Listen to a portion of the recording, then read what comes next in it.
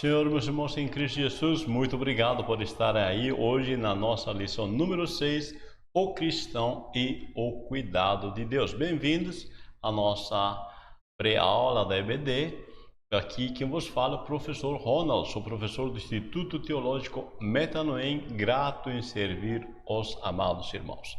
Bom, vamos lá, hoje nossa lição nos tem como texto áureo Esther 4,14, que nos diz: porque se de todo te calares neste tempo, socorro, livramento de outra parte virá para os judeus, mas tu a casa de teu pai perecereis. E quem sabe se para o tal tempo como este chegaste a este reino. Nossa verdade aplicada diz: o caráter da rainha Esther ensina como submeter-se à vontade de Deus e apreciar seu cuidado constante. Nós temos três objetivos, né? O primeiro objetivo, compreender que o amor de Deus é imensurável. Depois, mostrar que a dor pode nos aproximar de Deus e entender que o nosso fundamento é Cristo. Nós temos nosso texto de referência, Esther capítulo 4, versículos 4 ao 7, por favor, você lê aí. Eu já vou para a nossa introdução, onde diz: nesta lição veremos que muitas vezes a dor é o agente que nos leva a buscar a Deus. Observaremos ainda que a destruição familiar é um dos meios que Satanás tenta usar para roubar a paz no mundo. Bom, o cristão e o seu ponto de equilíbrio é a primeira parte da nossa lição, que sempre tem três partes e três subtópicos. Os subtópicos são o cuidado de Deus com o seu povo, o Senhor deve guiar a nossa vida e Esther, uma serva altruísta. Quando nós falamos do cristão e seu ponto de equilíbrio, veja, muitos de nós, quando passamos por situações difíceis, ficamos sem atitude, sem saber o que fazer. O ponto de equilíbrio do cristão para superar a adversidade é agir com quietude, isto é, tranquilidade e confiança. Bom, quando estamos no meio da tribulação, da aflição, da necessidade, como então agir com quietude e tranquilidade ou confiança? Mateus 6,26 nos traz a resposta de Jesus, e quando ele diz assim: não andeis ansiosos por coisa alguma. E Jesus diz assim: vejam os passarinhos, né? Vejam os passarinhos. Eles não plantam, não colhem, não juntam em celeiros, no entanto, o vosso Pai as sustenta. Então, o ponto de equilíbrio aqui é você crer nessa palavra. Todas as vezes que nós cremos que Deus, Ele pode suprir, o nosso Pai, Ele pode suprir as necessidades, não há então por que ficar ansioso. Veja que Jesus ainda lhe questiona: quanto mais vós valeis que um passarinho. Olha só, é importante que você entenda o fator que Deus é teu pai, não do passarinho, ok? Primeiro ponto é isso. Segundo ponto, se Deus cuida de uma criatura meramente, um passarinho, como não há de cuidar de você? Quanto mais vós valeis que um passarinho. Então valorize a si mesmo, você é um filho de Deus, uma filha de Deus, e viva neste patamar, sem ficar preocupado, mas confiando no Pai. Cuidado de Deus com o seu povo, no 1.1, diz: estar sob os cuidados de Deus significa segurança. É a garantia de sucesso nos momentos difíceis. E é admirável como o amor de Deus é presenciado na vida do seu povo. Veja só, se nós começamos a pensar um pouco, e isso é necessário,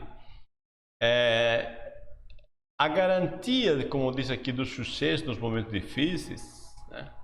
Ou seja, é muito importante você saber interpretar o que é sucesso.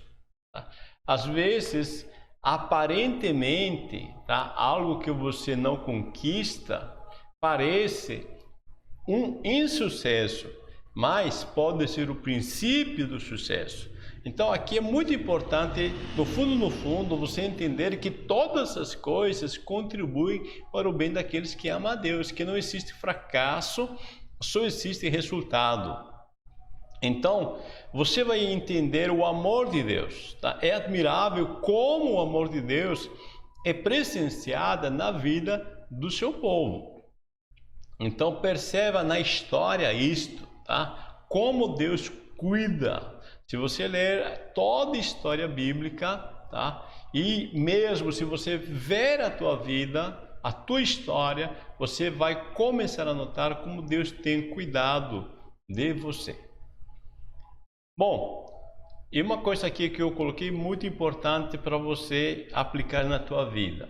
Ao ler as histórias bíblicas, leia a história das ações de Deus na humanidade.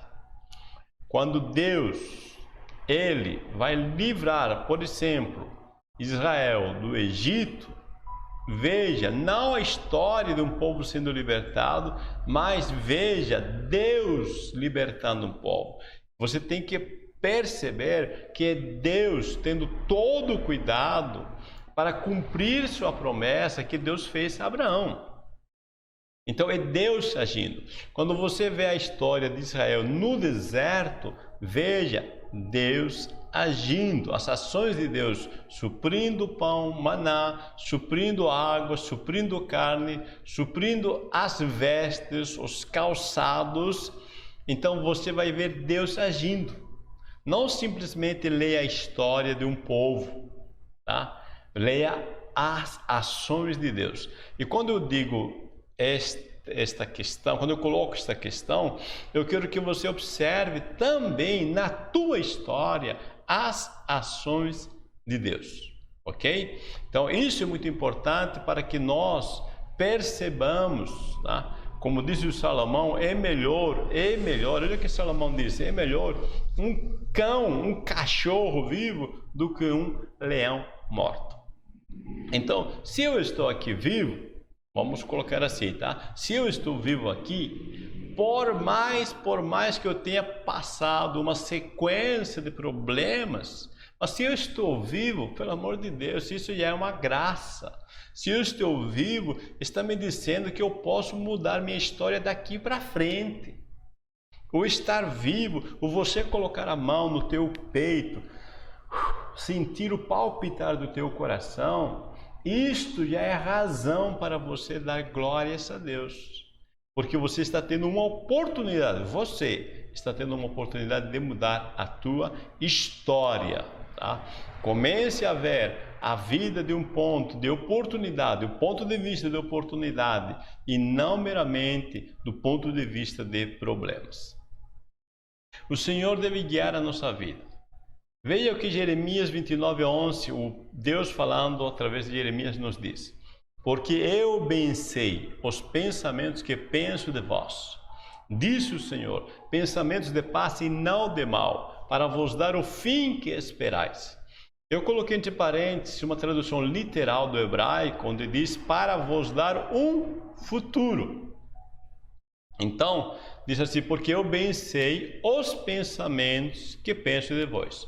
Tá? Então Deus está dizendo, você acha que eu estou pensando o mal contra você? Você acha que eu desejo o mal contra você? Diz, não, meus pensamentos são de paz. E reforça, não de mal. Porque eu tenho para vós um futuro. Em outras palavras, Deus está dizendo, eu sei o que prometi, não esqueci, sua história ainda não acabou, ainda há um futuro. Entenda isso, por favor. Tá? Deus está falando nesse contexto de Jeremias, eu não sei se você se lembra, quando o povo de Israel, aliás, o reino de Judá, aliás, está sendo levado em cativeiro para a Babilônia para ficar 70 anos, Aí que Deus disse assim: você está vendo as circunstâncias, você está vendo o império babilônico destruindo a cidade, você está vendo o templo sendo queimado e você acha que eu estou querendo teu mal? Deus disse: não, não, não. Eu prometi e não esqueci. Tá? Deus tem um pensamento voltado para as promessas que fez a Abraão. Então é aí que disse: existe ainda um futuro. Não acabou. A tua história não chegou ao fim. Há um futuro, há um plano. Deus tem um plano para Israel. É isso que está reforçando aqui. E eu quero que você também, tá, busque dentro de você compreender que há um plano de Deus para a tua vida. E isso mediante a palavra.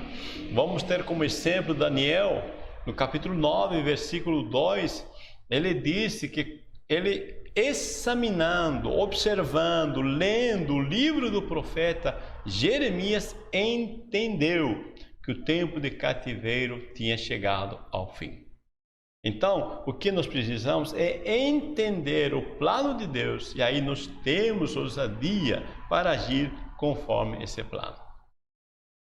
Esther, uma serva altruísta. Esther nos mostra que o principal alvo da vida cristã não é a paz permanente, mas sim viver a nossa missão.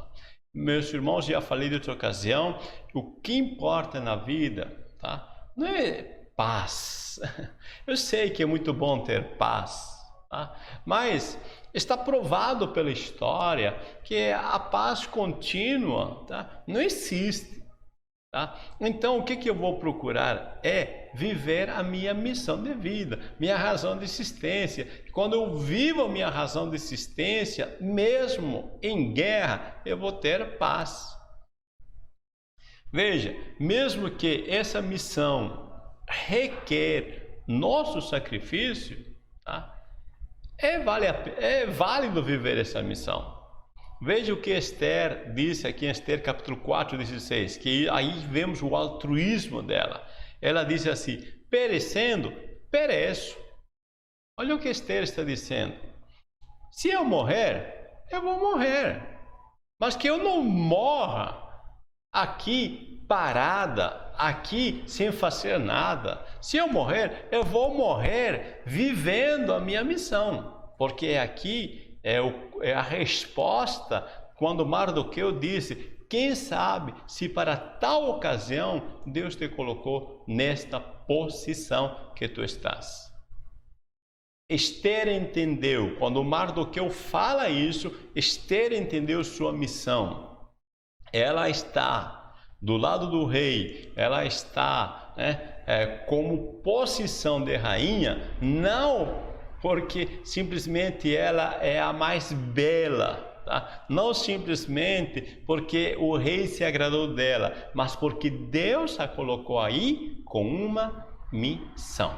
Amém? Então é aí que ela disse: perecendo eu pereço. Se eu morrer, morri, mas que eu morra com honra, vivendo a minha missão. A dor pode nos impulsionar a buscar a Deus, devemos agir por fé, ou clamar, ou diz assim: ou clama ou perece. E o terceiro ponto, buscando força nas adversidades. Se você percebe, eu acrescentei, a dor pode, tá? Por que eu coloquei pode? Porque às vezes não pode, tá? Muitos na dor se aproximam de Deus, enquanto outros se afastam dele. Porque a dor nós podemos interpretar de uma forma positiva ou interpretar de forma negativa. Bom, o que é dor? Dor é uma expressão de um sofrimento, de uma tristeza física ou moral. Dor, expressão de um sofrimento, de uma tristeza física ou moral. Veja, vamos estudar dois exemplos do lado positivo e negativo. Salmo 121 diz assim: na angústia clamei ao Senhor. Então o salmista diz no meio da dor: meu Deus, me ajuda, Se aproximou, ok? Só que em Apocalipse 16, 11 disse: e por causa das suas dores e por causa das suas chagas, blasfemaram do Deus do céu. Olha só, Aqui em Apocalipse, a dor fez que essas pessoas blasfemassem de Deus, se afastassem de Deus. Então, a dor, tá, não é automaticamente que nos leva a buscar a Deus, mas como interpretamos essa dor. Tá? Se eu entendo que essa dor é um instrumento de Deus na minha vida para me fazer entender, né, a realidade da vida, eu vou me aproximar de Deus. Mas se eu interpretar essa dor meramente como um castigo, onde eu não tenho culpa, eu sou inocente, os outros são culpados, aí eu vou acabar me afastando de Deus, ok? Então vamos ter cuidado na interpretação da nossa dor. Devemos agir por fé. À medida que as cartas de extermínio chegavam às províncias, só restava a Esther olhar para o alto. Mardoqueu inspira fé em Esther. Mardoqueu disse: socorro e livramento de outra parte virá para os judeus. Eu gosto de Mardoqueu, como ele cutuca, né, Esther. Esther disse assim: não dá para fazer nada. Então Mardoqueu disse assim: ok, tudo bem, fica aí, fica bonitinha no teu troninho, tranquilinha, tudo bem. Só que socorro e livramento de outra parte virá para os judeus. Se você não quiser aproveitar a oportunidade, em outras palavras, o que Mardoqueu está dizendo, né, para Esther, se você não quer aproveitar a oportunidade que Deus está dando a você para ser um instrumento de mudar a história de Israel, você fica aí sentadinha. Mas Deus vai operar livramento? Ele vai levantar, né, outra pessoa ou outra circunstância, mas que o povo de Deus vai ser liberto do sofrimento, vai. Agora, se você quiser, né, aproveita a ocasião. Tá? Então é muito importante a forma como Mardoqueu desperta, ao mesmo tempo que mostra o dever dela, ao mesmo tempo lhe dá direito dela a escolher entre aproveitar ou não a oportunidade de ser um instrumento de Deus. Clama ou pereça. Então Deus anseia que nós o procuremos e clamemos por Ele. Meus amados irmãos e irmãs, há circunstâncias que os recursos naturais resolvem os problemas. E há circunstâncias que só recursos sobrenaturais resolvem. Mas em todas as circunstâncias devemos pedir orientação. Olha só o que estou dizendo. Seja, tá? Quando as circunstâncias são sobrenaturais ou as circunstâncias, tá, requerem recursos naturais, tanto ao eu usar os recursos espirituais sobrenaturais ou usar os recursos naturais, eu devo, antes de tudo, pedir orientação a Deus. Senhor, o que eu vou fazer? Como vou fazer? Quando vou fazer? Tá? Aqui, esse clamor aqui de Mardoqueu e Esther é para que Deus lhes dê uma estratégia, uma orientação de como vão agir. Eles jejuam, é o lado espiritual. Só que no lado material, Esther vai preparar um banquete, ela vai segurar a língua, não vai falar mais do que necessário nos banquetes, nos 2 primeiros, só no terceiro banquete que ela vai falar o que precisa. Tá? Então tem os recursos naturais de preparar um banquete e tem o recurso sobrenatural do jejum e a oração, ok? E os dois precisam estar debaixo da orientação de Deus. Buscando as forças na adversidade. As circunstâncias diziam que a morte era uma questão de dias para o povo, a sorte já havia lançado, ou seja, não tem mais jeito, né? Mas Esther permite que nestes momentos de limitações e fraquezas, Deus se manifesta. Deus la orienta, guia em toda a verdade.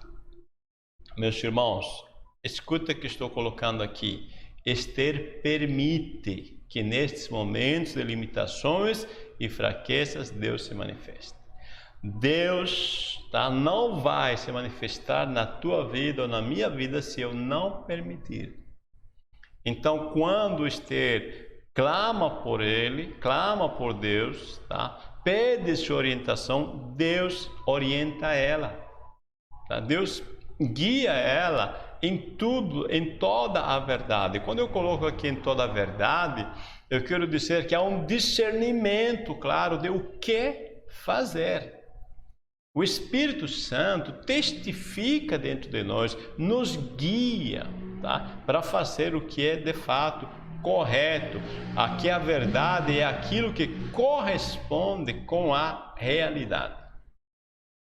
Bom, nosso fundamento é Cristo, Deus sempre está conosco, não deixe que nada roube a sua paz, sua família espiritual é o alvo.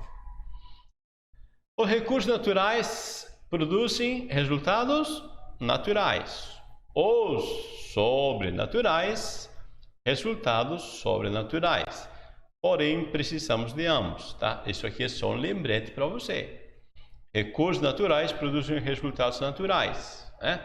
Esther vai preparar um banquete, vai deixar tudo bonitinho, tá? Só que os recursos sobrenaturais, jejum, oração, tá? Vão produzir resultados sobrenaturais. O rei perde o sono, né?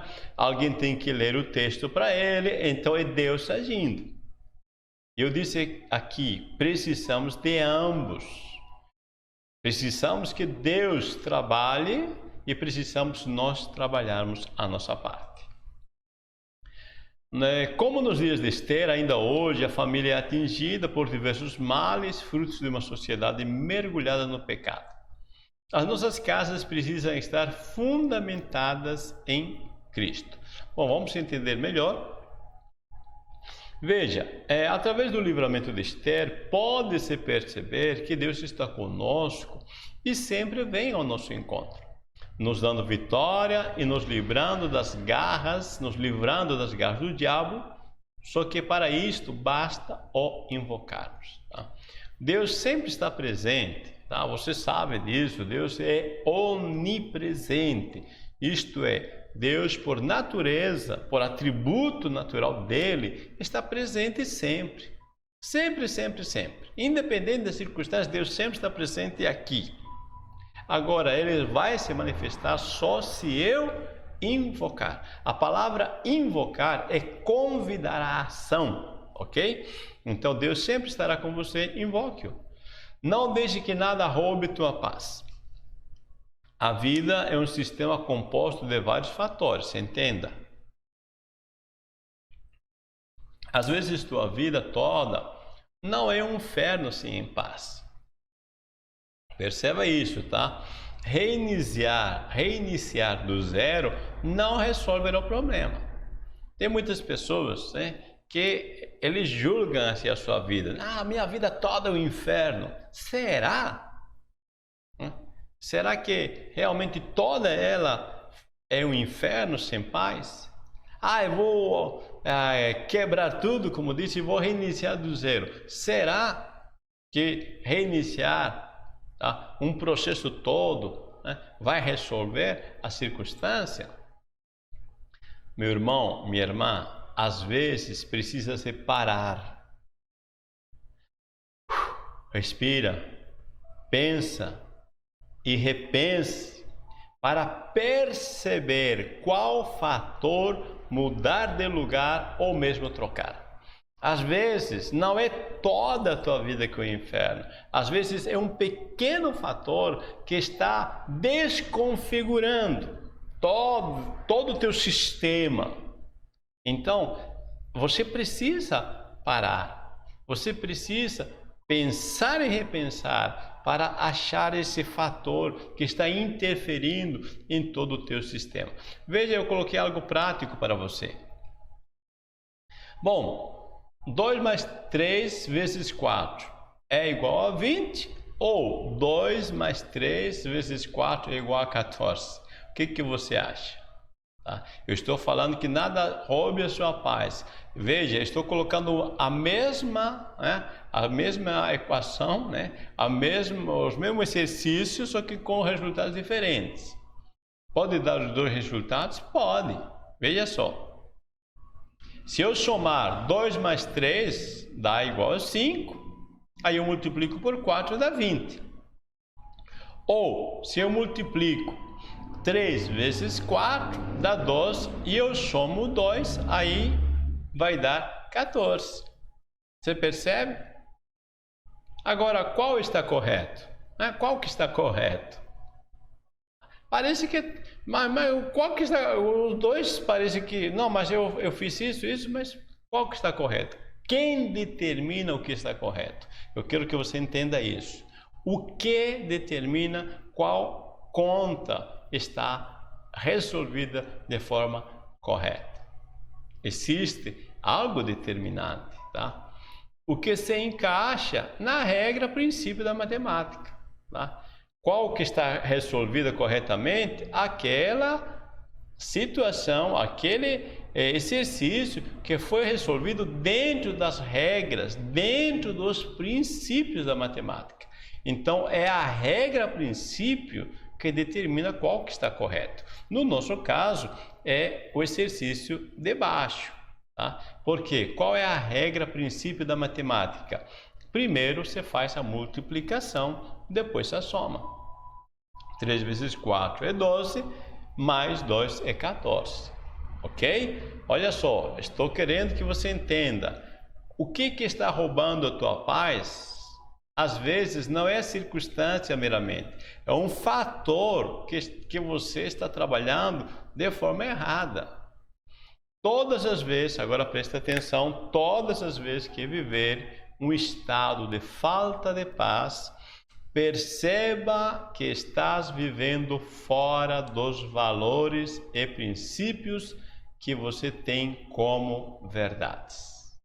Ok? Perceba isso, tá? Todas as vezes que você viver um estado de falta de paz, perceba que estás vivendo fora dos valores e princípios. Porque todas as vezes que eu me desconfiguro, eu me desvio, tá, dos meus valores e princípios, que são meus nortes, eu vou começar a sentir a falta de paz. Tá? Isso é realmente o que acontece na vida. Tá? Então, isso aqui é uma regrinha para você perceber quando que você está fugindo dos teus valores e princípios que você tem como verdades. Sua família espiritual é o alvo. Esther demonstrou compromisso com o que ela era, uma judia, ao arriscar sua vida por esse povo. Então, é importante você valorizar quem você é, não simplesmente a posição que você tem. Esther tem uma posição de rainha, mas antes de tudo ela é uma judia. E ela valoriza isso, ela tem compromisso com sua identidade. Tenha compromisso com tua identidade. Ser membro de um corpo social é ter compromisso com o que somos e agregar valor ao corpo todo. Ok? Quando você é membro de um corpo social, de uma igreja, tá? Você deve ter compromisso com essa igreja. E como você manifesta o compromisso com essa igreja? Você agregando algum valor, fazendo que essa igreja seja melhor, essa comunidade ou essa família seja melhor de alguma forma por tua presença.